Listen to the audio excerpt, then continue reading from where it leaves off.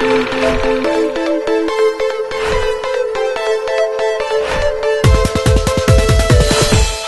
going to put a wound on her from here to here. And if I wanted this wound to stay on all night, I would first use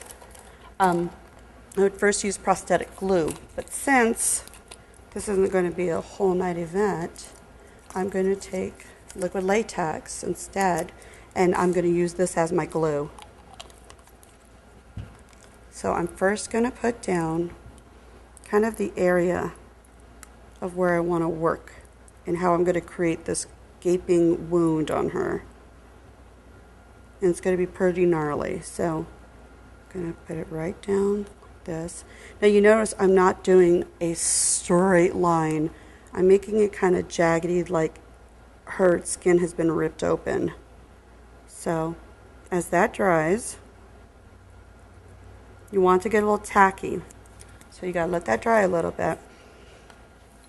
And I'll get my cotton ready. So I'm going to create the shape of this wound by using this cotton. You notice I'm using a strip cotton opposed to a cotton ball, because this way I can get the length that I need for something that long, you know.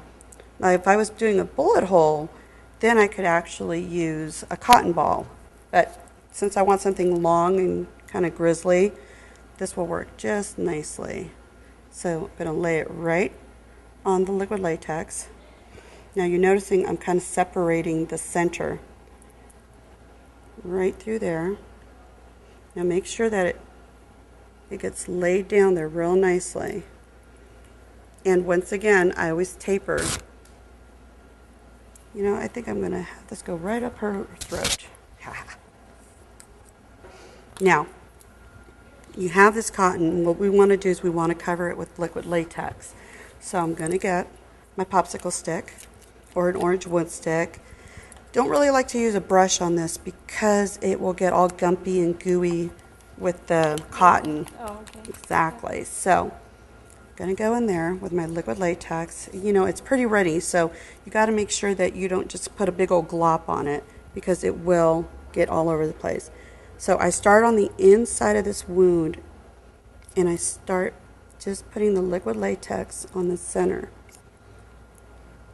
And I pull the cotton out away from the center of the wound, just like this. This is going to start to create what will look like ripped skin.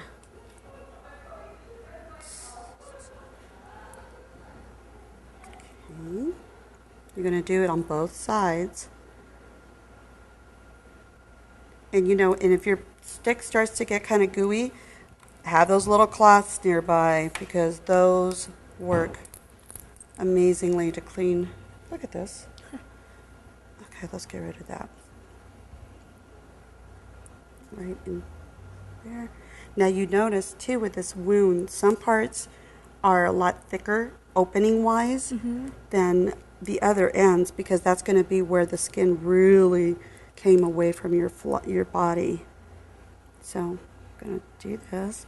As this liquid latex dries, you can start to manipulate it and start pulling it. So now you go on the outside, and same thing, cover up all those edges. Now the difference is that you are now going to start pressing this liquid latex down onto the skin, because you want this to look like it blends into the skin. So I'm pressing the cotton, and if I get too much latex going on the skin, it's going to ruin my illusion. So press, press, press.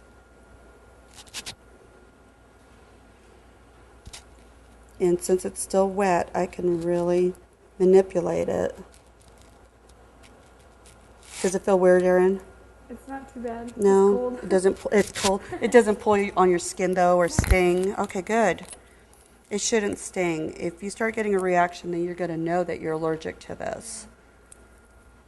The bigger the wound, the longer it's going to take, and the more product you'll use. So if you're doing this for the first time, you know, start out with something small. so that you can start to get the feel of the wet cotton with the liquid latex on it, because you will learn that, when it's wet like this, you can manipulate it really nicely and actually get it to form these little peaks and these little shards that look like the skin has just been completely ripped. So now we have to just let this dry, because you cannot apply any makeup on wet liquid latex. To make this wound look credible, I need to give it depth, because it's got to look like it's actually a hole in her chest. So we always use black. Get in there. And this does not by any means have to be a beautiful painting in here. You just got to get in there and make this bottom. And this is why the liquid latex absolutely has to be dried, because it won't hold color. It'll come off on your brush. I've ruined brushes before because I was too impatient to wait for it to dry. So I learned that one the hard way. So get in there and follow that little contour. Once again, I didn't do this like beautiful, perfect little line, okay? That's going to give it the depth. So then, after you do that, I'm going to stipple in bruises, because this would probably be a gnarly bruise if she got hit with something. So I'm going to get my sponge and I'm going to shred it. Get myself a nice little raw edge. I never ever do bruises on a straight edge. I always use a raw edge. And I'm going to start out with this red. No, it's just too big. I like using a smaller sponge. Love, love, love this. I kind of hold it so that it's a little bit of a circle, and then I start to stipple right around it. Now again, the stippling is just a matter of jackhammering, I suppose. You don't want to go over every stipple that you do, because you don't want it to end up looking like a big, full, solid amount of color. So go around and stipple. If you have little edges that are too sharp, then you go ahead and get this in there. Okay, now to create a really gooey concoction, you get Knott's unflavored gelatin. It's very inexpensive. It almost works the same as if you were to use a silicone additive. Perfect. Your Knott's gelatin, and you put in the cup, and then you add the water to it. And it should be relatively warm water. I mean, you don't want it boiling like from a teapot, but you do want it hot, because this is going to liquefy the gelatin. But you don't want it so hot that it's going to burn your model. So the technique is that you put the gelatin in a little cup with a popsicle stick. I like to use a lot. I just keep going around until I get the right consistency. And I like popsicle sticks also because I can mush any big old pieces in there. Like if it gets too lumpy, then you're going to lose this illusion. As it cools down, actually, I'm sorry, as it cools down, it will start to stiffen. And since the water was really warm, that's going to take a few minutes. But I think I want a little bit thicker. You'll get the feel of this. Once you play around with it for a while, you start to kind of know, and you can actually do this by sight. So, while you do that, now I have it, it's in its natural true form. Get rid of the lumps. Now what you do is you add blood. That same kind of blood. Add it right in there, and then you mix it up, and it should look really nice and red. So, mix. You don't want those lumps in there though, because it really will mess you up. So, but I'm going to start to put it on there. So I'm going to go over that black that I already laid down, and I'm going to get it all nice and gooey in there. The stuff will make it shiny. it seals in also that color that I just did.